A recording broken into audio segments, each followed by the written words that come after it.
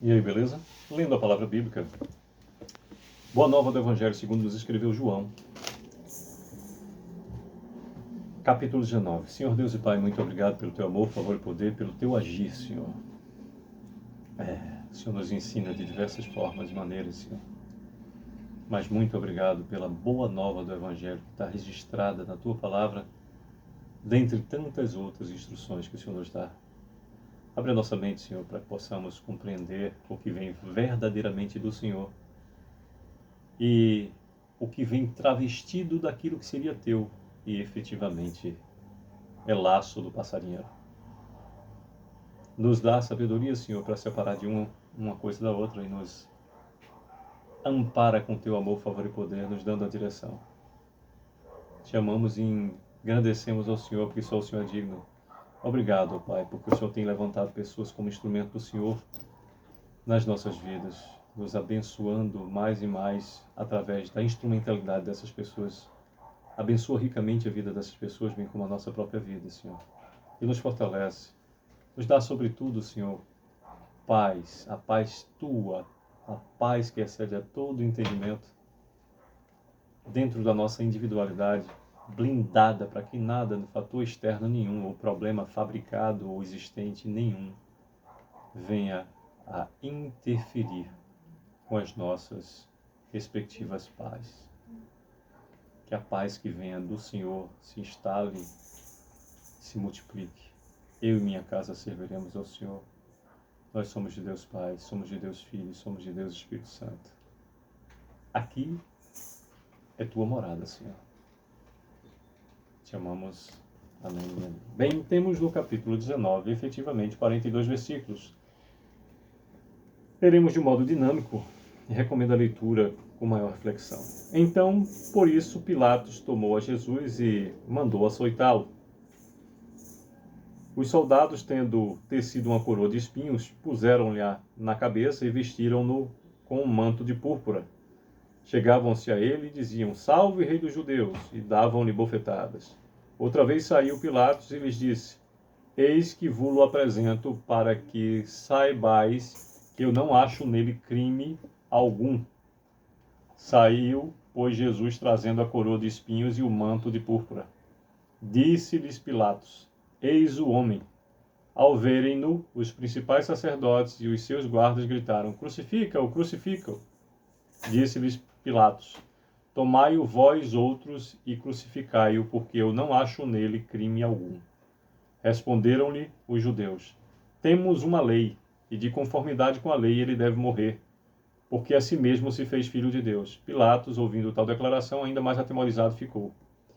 E, tornando a entrar no pretório, perguntou a Jesus: De onde és tu? Mas Jesus não lhe deu resposta. Então Pilatos o advertiu: Não me respondes? Não sabes que eu tenho autoridade para te soltar e autoridade para te crucificar? Respondeu Jesus: Nenhuma autoridade terias sobre mim, se de cima não te fosse dada. Por isso, quem me entregou a ti, maior pecado tem.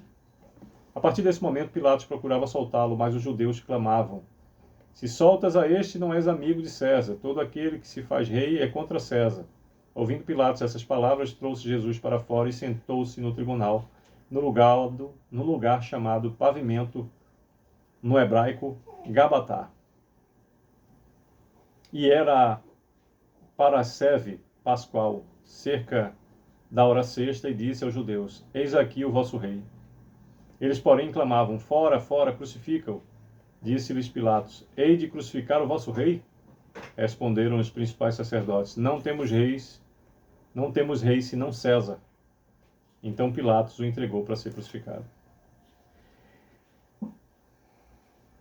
Tomaram eles, pois, a Jesus, e ele próprio, carregando a sua cruz, saiu para o lugar chamado Calvário, Gólgota em hebraico, onde o crucificaram, e com ele outros dois, um de cada lado, e Jesus no meio.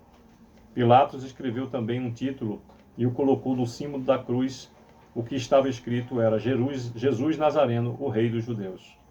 Muitos judeus leram esse título porque o lugar em que Jesus fora crucificado era perto da cidade e estava escrito em hebraico, latim e grego. Os principais sacerdotes diziam a Pilatos: Não escrevas Rei dos Judeus, e sim que ele disse: sou o rei dos judeus. Respondeu Pilatos: o que escrevi, escrevi. Os soldados, pois, quando crucificaram Jesus, tomaram-lhe as vestes e fizeram 4 partes, para cada soldado uma parte, e pegaram também a túnica.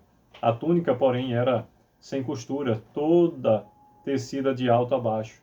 Disseram, pois, uns aos outros: não a rasguemos, mas lancemos sorte sobre ela, para ver a quem caberá, para se cumprir a escritura. Repartiram entre si as minhas vestes, e sobre a minha túnica lançaram sortes. Assim, pois, o fizeram os soldados. E junto à cruz estava a mãe de Jesus,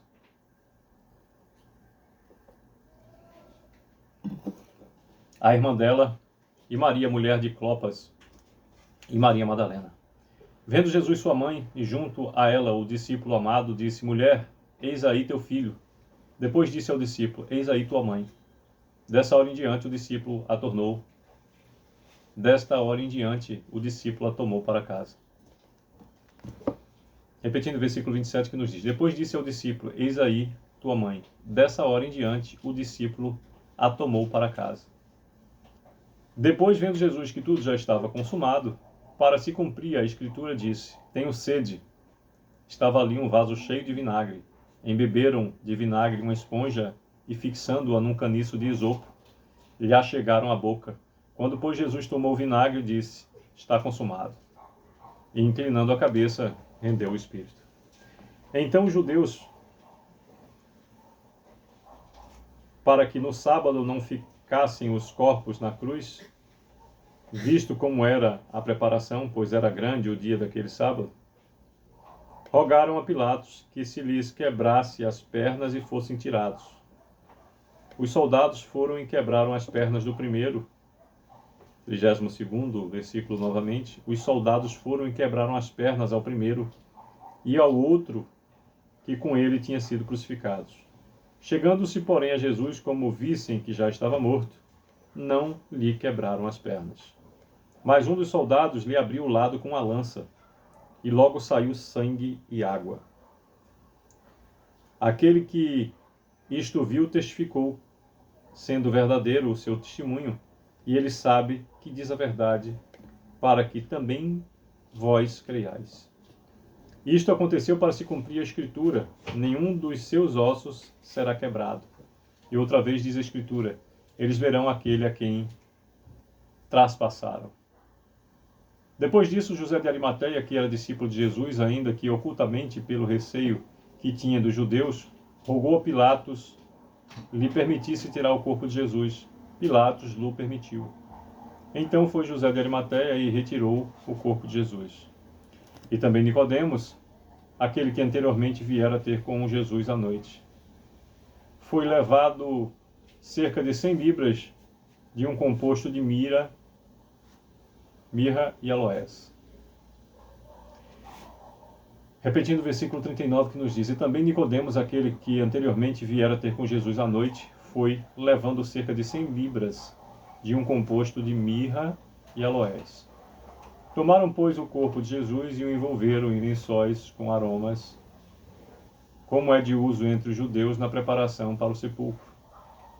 No lugar onde Jesus fora crucificado havia um jardim, e neste um sepulcro novo, no qual ninguém tinha sido antes posto.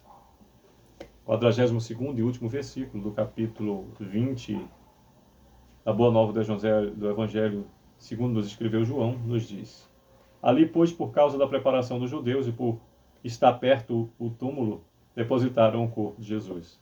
Pois bem, por meio desses 42 versículos, nos fala o capítulo 19, em ato contínuo, na parte inicial, do versículo 1 até 16, que Pilatos interroga Jesus, ato contínuo do capítulo passado. Nos fala sobre a crucificação, do versículo 17 até 22, fala que os soldados deitaram sortes, do versículo 23 até o 27, fala sobre a morte de Jesus, do versículo 28 até o 30, e que um soldado abre o lado de Jesus com uma lança, do versículo 31 ao 37, e o sepultamento de Jesus, do versículo 38 até o último 42.